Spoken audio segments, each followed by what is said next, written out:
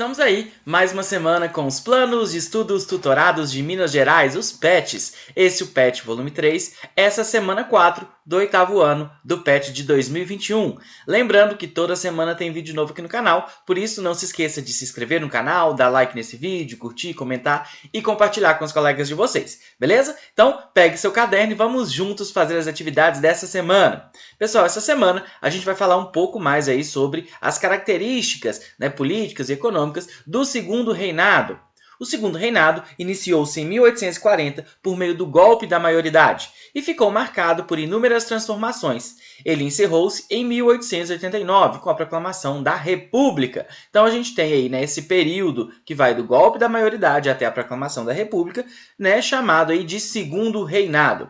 Vamos explicar então o que foi esse golpe da maioridade. Bom, o golpe da maioridade aconteceu porque o Dom Pedro II ainda não tinha idade para governar, então a gente vai ter o período regencial, no período em que os regentes governavam o Brasil.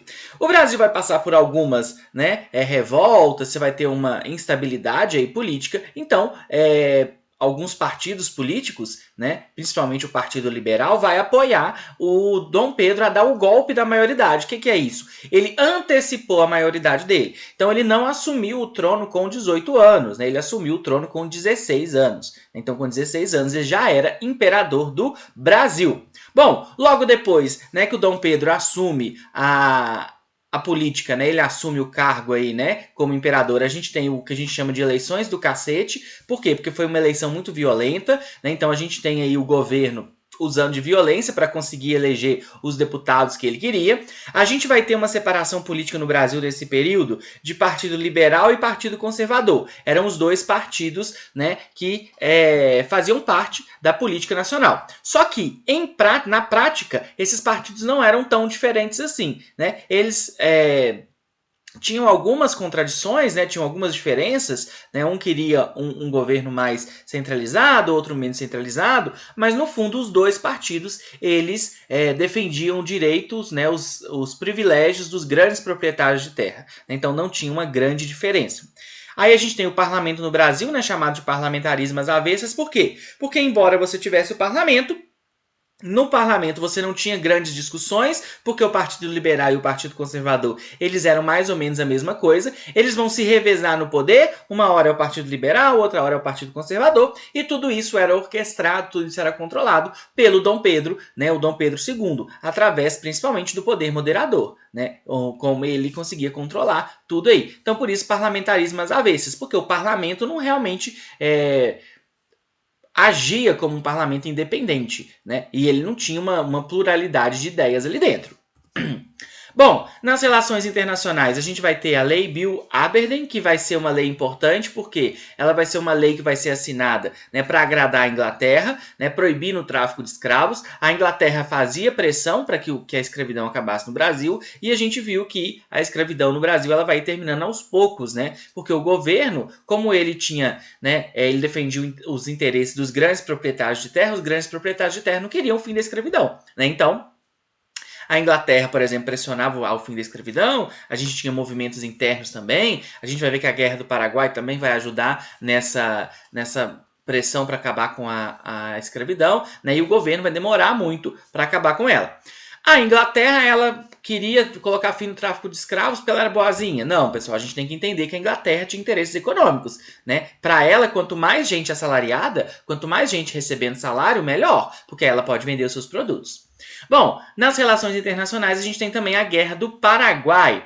A Guerra do Paraguai foi um conflito que aconteceu de dezembro de 64 a março de 1870 e colocou o Paraguai contra Brasil, Argentina e Uruguai. Então esses três países lutaram contra o Paraguai. A guerra foi resultado do choque de interesses políticos e econômicos que as nações platinas possuíam durante a década de 1860. Ao longo dos anos de conflito, o grande prejudicado foi o Paraguai, que teve sua economia arrasada. Estima-se que o total de mortos, de acordo com as diferentes estatísticas, seja de 130 a 300 mil mortos. Então, de um lado a gente vai ter o Paraguai, do outro a gente vai ter o Brasil, Argentina e Uruguai. A guerra teve uma das grandes motivações dela, vai ser a navegação no Rio da Prata. E, como resultado da guerra, a gente tem aí um Paraguai totalmente destruído, né? Então, uma grande parte da população morreu, e esse número da população que morreu é um número muito grande, principalmente se você levar em conta que é um número da população economicamente ativa, né? Então, são homens que estavam em idade de trabalho que morrem, né? Então, tem os historiadores que brincam que se tivesse mais meia hora de guerra, não tinha mais Paraguai para contar a história, né? Porque realmente a destruição nele foi muito grande, ok? Para o Brasil, né, uma coisa que a Guerra do Paraguai vai trazer, vai ser uma consequência, vai ser o seguinte: muitos escravizados vão lutar na Guerra do Paraguai, né? Então eles vão lutar ao lado de brancos, né? Então isso vai criar mais uma identidade de por quê? Uma ideia de por que eles estão escravizados, né? Por que o escravizado ele tem que lutar pelo país e ele volta para cá e ele não é livre? Então isso vai ajudar no movimento, né, de fim da escravidão. A economia. Economicamente, o café adquire importância fundamental, sendo o produto principal da pauta de exportação. As primeiras ferrovias e os barcos a vapor melhoram a circulação do chamado ouro negro. Porém, em meio à prosperidade cafeeira, o império se encontra num dilema: a mão de obra de pessoas escravizadas. Desde o governo de Dom João VI, o país havia se comprometido a abolir a escravidão, mas os cafeicultores se opunham com veemência, pois isso lhes acarretaria perdas econômicas. A eliminação gradual do trabalho escravo foi a solução apontada. Então, economicamente, né, como eu já falei para vocês, o café ele vai ganhar importância, então chamado aí de ouro negro, vai se começar a modernizar um pouco o escoamento dessa produção, né? Então barcos a vapor e também, principalmente aí as ferrovias, né, que vão ser construídas para escoar o café, né, até os portos para poder exportar. A grande questão é a questão da mão de obra, né? A mão de obra das pessoas escravizadas que para os grandes proprietários eles queriam manter, né? Só que o governo ele já estava vendo que ele não conseguia manter isso mais. Então qual foi a solução? Ia acabando pouco a pouco. Então a gente viu que vão seguir leis, né? Primeiro você acaba com o tráfico de escravos, então não pode mais entrar escravizado aqui. Depois você cria, né, a lei de sexagenário, dando liberdade aí aos mais de 60, com mais de 60 anos. Depois a lei do ventre livre, que dá liberdade àqueles nascidos a partir daquela data. E finalmente a lei áurea, né? Então vai ser um processo, né, que vai demorar um pouco, né? Deveria ter sido mais rápido. Bom, agora vamos à parte que vocês mais gostam aí, né? Vamos às atividades. Vamos lá. Pessoal, na número 1, explique com suas palavras a seguinte frase: nada mais conservador do que um liberal no poder. Então, o que essa frase quer dizer? Olha só, nada mais conservador do que um liberal no poder. Tá querendo dizer o quê? Que não tem diferença entre eles, né? Que na verdade é tudo farinha do mesmo saco, né? Usando uma expressão aí. Não existia grandes diferenças entre o Partido Liberal e o Partido Conservador. Ambos defendiam interesses da elite. Né? É claro que você tinha algumas pequenas diferenças, né? alguns detalhes, mas em suma, em resumo, eles não estavam brigando por coisas tão diferentes assim. Né? Eles estavam com interesse de defender as elites. Ok?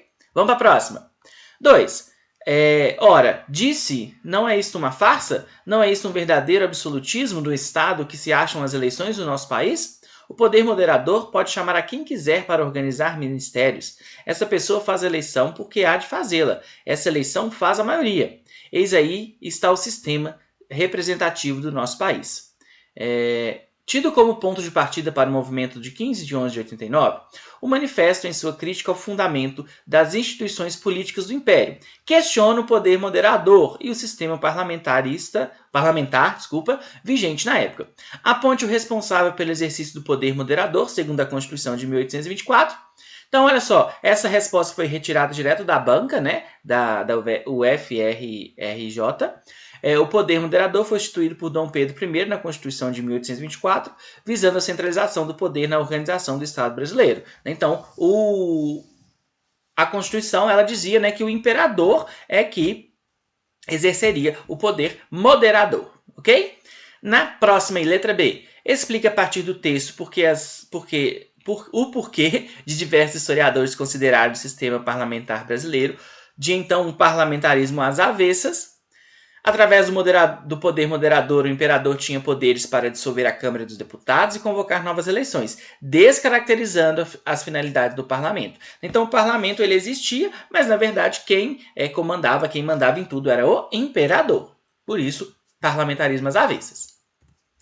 Na próxima, número 3. Faça uma pesquisa no seu livro didático ou em sites da internet e escreva, resumidamente, as 3 versões interpretativas sobre as razões para a ocorrência da Guerra do Paraguai. Então, a gente tem aí 3 explicações, né? O que é a historiografia, pessoal? A historiografia é o estudo de como se escreve a história. Como eu já comentei em vídeos passados aí, a história está sempre sendo estudada, está sendo discutida e novos elementos podem aparecer. E a gente tem aí, né, 3 versões interpretativas sobre a Guerra do Paraguai. Vamos ver essas aí. A primeira historiografia, conhecida como historiografia tradicional, entendia a guerra como resultado único e exclusivo da megalomania do ditador paraguaio e desconsiderava totalmente outros eventos do contexto platino da segunda metade do século XIX. Então, na primeira versão, né, antigamente, né, a historiografia acreditava que o único culpado, o único gerador da guerra teria sido, né, o ditador paraguaio, ok? Já a segunda, né, na segunda versão, né, da historiografia, é conhecida como historiografia revisionista e entendia a guerra como resultado do imperialismo britânico. Então, ela já começa a enxergar outros elementos aí dentro dessa Guerra do Paraguai. E já a terceira, que atualmente os historiadores consideram a historiografia revisionista ultrapassada e grandes críticas são feitas a ela, principalmente por falta de evidências documentais que sustentem seus argumentos. Então, já não se vê mais uma interferência direta da Inglaterra, não. Então, se está estudando, discutindo o porquê dessa guerra, né, para entender todo o conceito dela aí, ok? Bom, pessoal, número 4. A partir do golpe da maioridade em 1840, a vida partidária brasileira resumiu-se a 2 partidos. O antes Partido Progressista passou a se chamar Partido Liberal e o regressista passou a chamar-se Partido Conservador. Pode-se considerar como característica desses partidos, né, eu já marquei a resposta aí, né, a letra C. Do ponto de vista ideológico, não havia diferenças entre os liberais e os conservadores, pois eram farinhas do mesmo saco. Então, como eu já tinha falado para vocês, eles não tinham muita diferença, né, eles defendiam os interesses das elites e continuaram assim. Bom, pessoal, isso aí, as referências que eu utilizei, caso você queira pesquisar mais sobre os assuntos. E é isso. Boa semana, bons estudos. Não se esqueça de se inscrever no canal, dar like nesse vídeo, curtir, comentar e compartilhar com os colegas de vocês, beleza? E comenta aqui embaixo seu nome e a sua cidade para que eu mande um salve no próximo vídeo. Um abraço e até mais!